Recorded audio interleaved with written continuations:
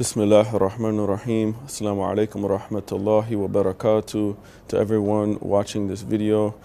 I'd like to send peace and blessings upon Prophet Muhammad and his family, and especially to all the shuhada that were buried here in Karbala, the Abu Fadl Abbas who is behind me, and all of the Ahlul Bayt.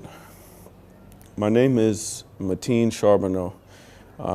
My background is I'm half French Canadian and half American. I grew up in America, in South Carolina. Around age 25, I moved to Washington, D.C. area. I live, currently now I live in Virginia. As for my job, I work with disabled people, mentally disabled people or other people who have handicaps. We help them get to where they need to go, to their doctor appointments or to their group therapy. So I work in transportation. I also attend Hausa full-time, and I run a publication company, Yasin Publications, and also we send books to prisoners through a program called Second Chance Books for Prisoners. We've sent about 1,200 books, Shia books, into the prisons this year.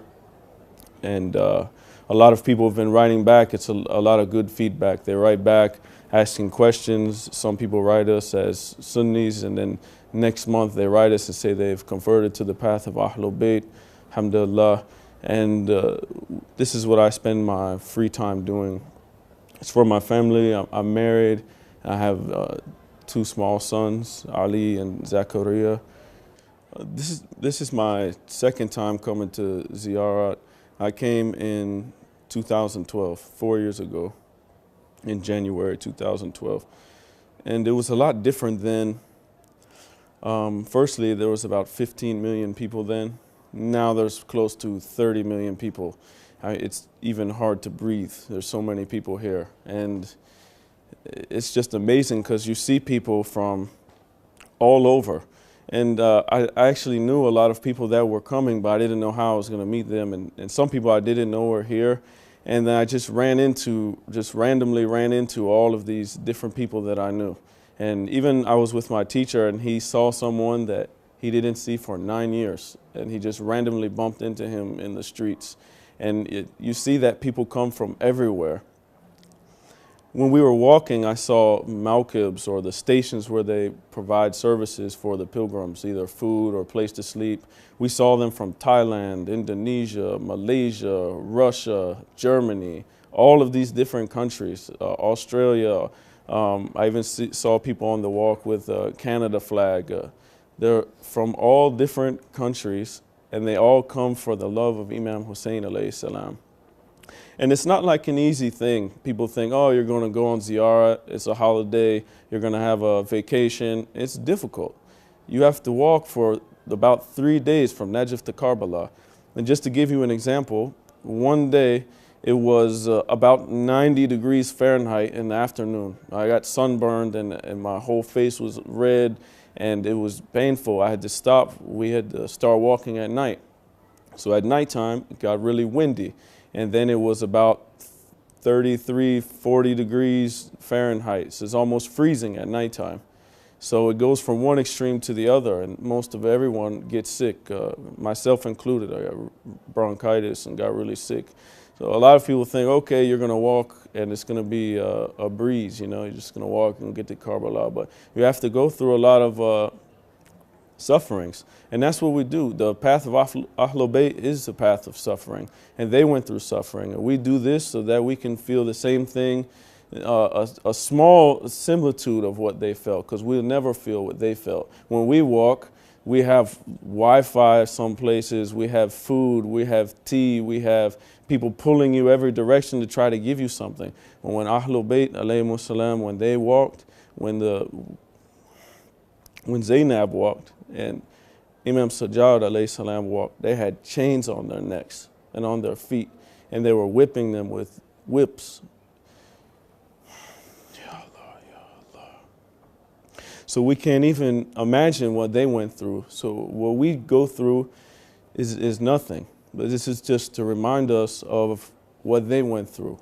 the women of Ahlul Bayt alayhi salam.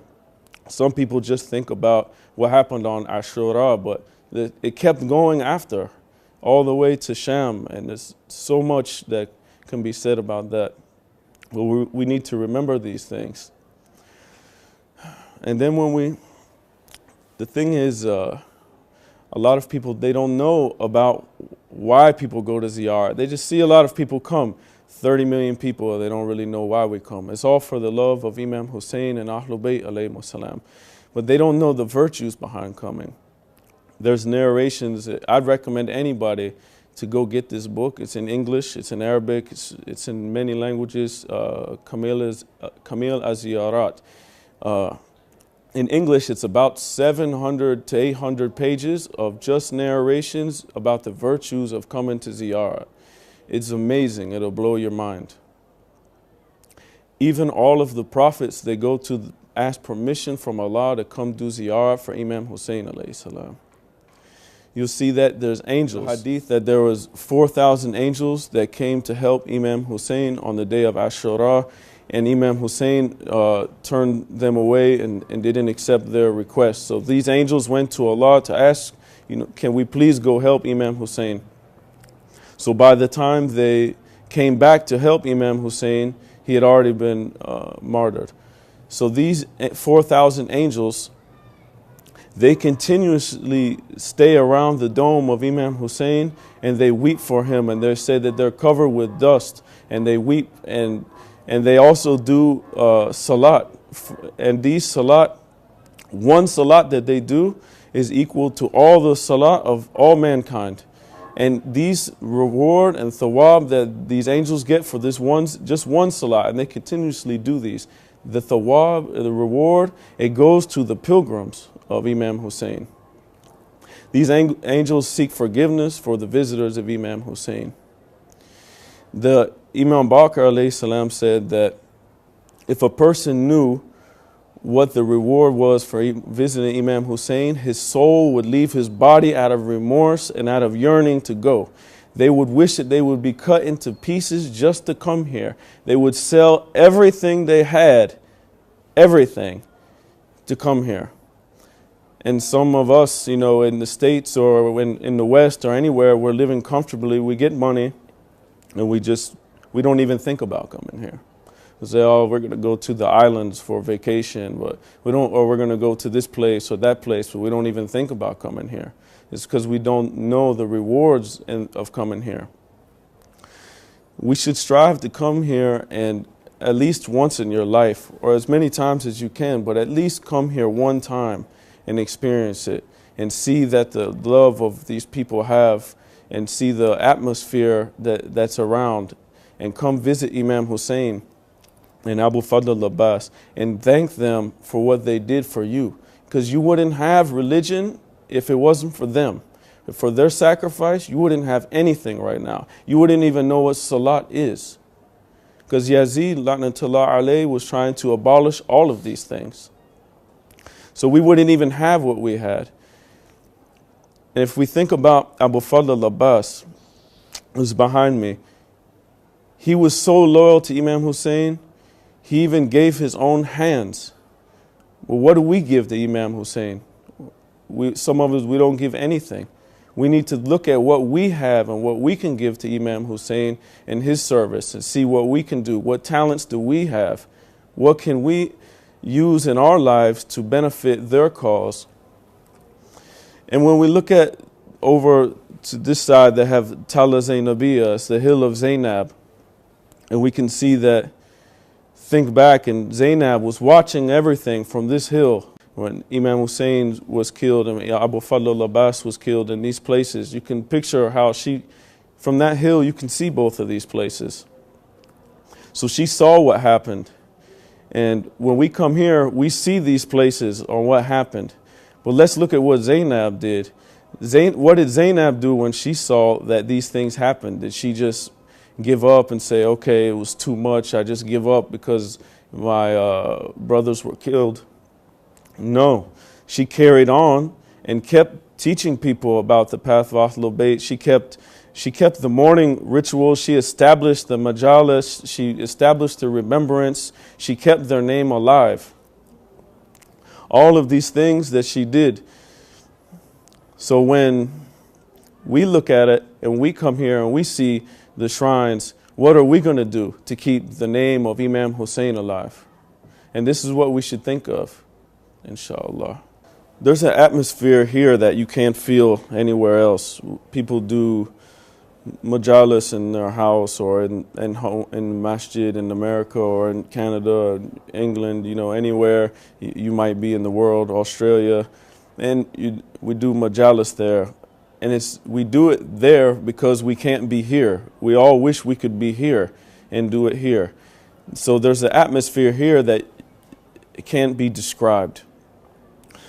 But when you come here, when you enter in the shrine, you see a lot of different things happening at different times. You see some people making their salat.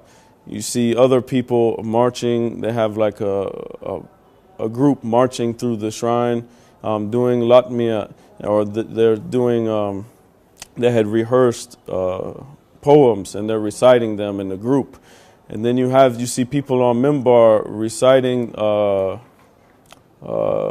latmiya, and people are doing azadari and latum and these things in different languages. You'll see one corner might be Farsi, another place Arabic, another place Urdu. All of these things, sometimes people gather in groups and do it in English. They have people sitting facing Imam Hussain, reading their Ziyarat. You see people crying. You see older people, young kids. Everyone's trying to get into the Zawri, or where Imam Hussain is buried, and everyone is Labayka Ya Hussain. It's just an atmosphere that it's hard to describe, and you feel something special when you're there. And it's because there's a narration where it said Rasulullah was telling the angels to go give them our greetings, give the pilgrims our greetings, us from Ahlul Bayt. And the angel said, how can we do that? They can't hear us. So he said, rub your wings on them so that they can feel your presence. And this is how they will know that our greetings came to them.